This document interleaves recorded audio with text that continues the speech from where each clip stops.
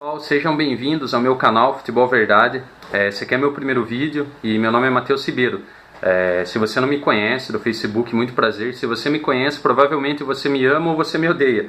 Eu espero que esse sentimento continue. Você que me ama, continue me amando. Você que me odeia, continue me odiando aqui nessa nova empreitada. Vou falar um pouco aqui no primeiro vídeo sobre a Copa de 1998, que foi a Copa disputada na França, a primeira Copa a ter 32 seleções. O Brasil vinha como principal favorito por ter vencido a Copa em 1994. A França vinha como uma favorita também, até por estar jogando dentro de casa.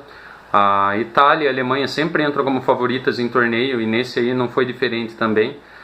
A Romênia e a Bulgária haviam feito grandes campanhas em 1994, esperava-se muito delas, mas não corresponderam às expectativas. A Argentina tinha um bom time também, a Inglaterra tinha, mas acabaram ficando pelo meio do caminho, enfim. Vamos retratar um pouquinho aqui e no final tem uma surpresinha também para vocês, uma surpresinha que vocês vão gostar bastante. Brasil, começar falando da campanha brasileira.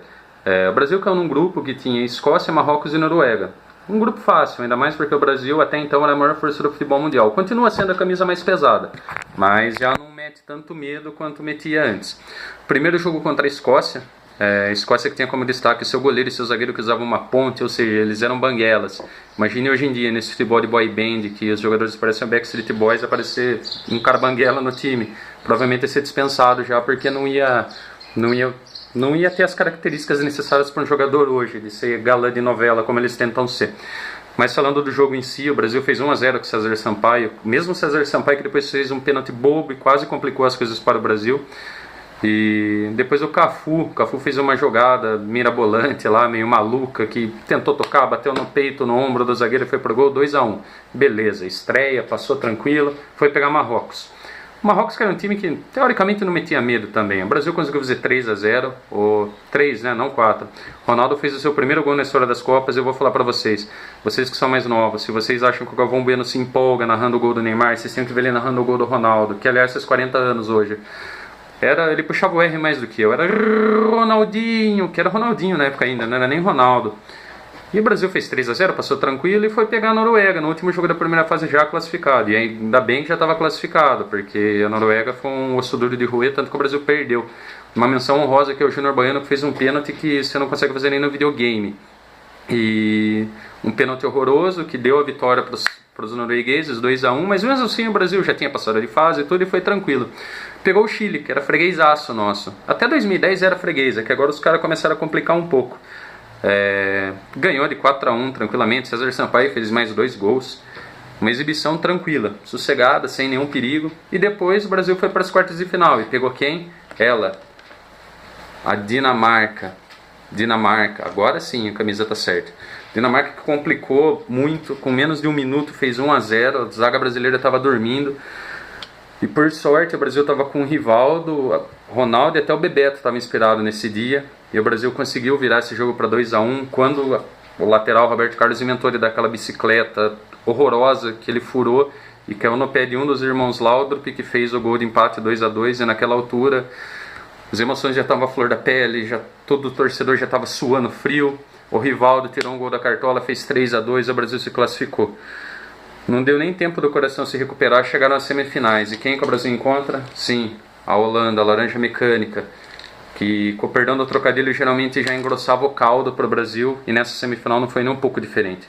Um jogo difícil, um jogo pegado. E o Brasil consegue fazer 1-0 com o Ronaldo, no comecinho do segundo tempo. E no final do segundo tempo o Kluivert, ele é perigoso, como já diria o Galvão, empatou. Prorrogação, e o coração já saindo pela boca, já todo mundo cansado, querendo o final do jogo que o Brasil vencesse de qualquer forma, e foi para os pênaltis. E por sorte o Brasil tem o Tafarel, que pegou 2 cobranças e livrou a cara do Brasil. O Brasil chegou na final. E até então, na minha cabeça, a seleção brasileira era imbatível, não perdia de ninguém, até que encontrou um cara careca que jogava com a 10 da França, um tal de Zinedine Zidane, que até então eu nunca tinha ouvido falar, preferia não ter ouvido falar dele pelo resto da minha vida, que pegou nosso sonho do Penta e fez isso aqui, ó. Ele amassou e jogou fora com 2 cabeçadas, 2-0 França no primeiro tempo. O boi já tinha deitado, o Brasil já não tinha mais esperança. Quando no meio do segundo tempo o Zidane cai no chão e o Rivaldo inventa de jogar a bola para fora na atitude do fair play. o que deixou o Edmundo transtornado, e o Edmundo quase pegou o Rivaldo de porrada. Deveria ter pego, porque aquilo não era coisa de se fazer. Já tinha o juiz pra apitar, pô, meu, o cara tá caindo no chão, deixa, segue o jogo e vai. Mas enfim, só pra piorar as coisas, o Petit, que era um jogador medíocre, horrível, ele inventou de fazer 3-0 no final do jogo e, enfim, ele beijou a viúva e lacrou o caixão.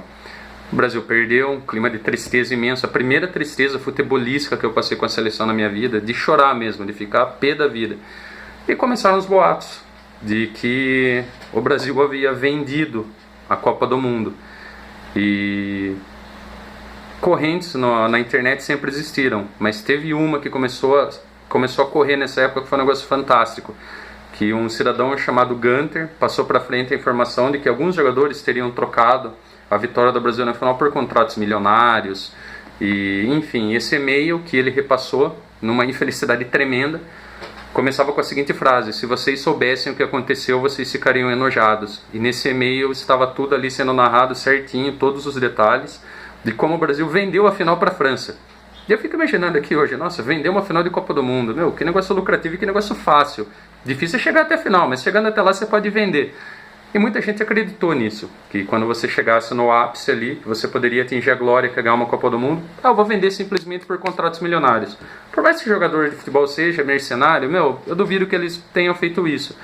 Mas o nosso amigo Gunter, o primeiro detetivão da história do futebol, ele repassou esse e-mail, e ele repassou como se ele fosse um funcionário da Globo, se eu não me engano. E isso rodou o Brasil, rodou o mundo, e muita gente até hoje, quando vê essa corrente, acredita que ela é real. Inclusive nos comentários do vídeo eu vou deixar algumas coisas, alguns links que tem a ver com isso, com pessoas que realmente acreditam nessa teoria. E muita gente acredita nela até hoje, só que é um negócio bizonho, bizarro, porque, como eu já disse anteriormente, você não troca glória máxima por dinheiro. Não sei, alguns talvez até trocariam, mas a grande verdade é que teve o bafafá do Ronaldo, que diziam que ele teve a convulsão, que ninguém sabe até hoje. Mas na minha concepção foi um time que queria ganhar, que era a França, e um time que já achou que tivesse ganho, que era a seleção brasileira. Mas enfim, o que aconteceu na final da Copa de 98, que só o Gunter sabia, é o maior segredo da história da humanidade, talvez ao lado da cor da bunda do Michael Jackson. Ninguém vai saber. Quem viu, viu, quem não viu, não viu, e quem sabe não conta pra ninguém também.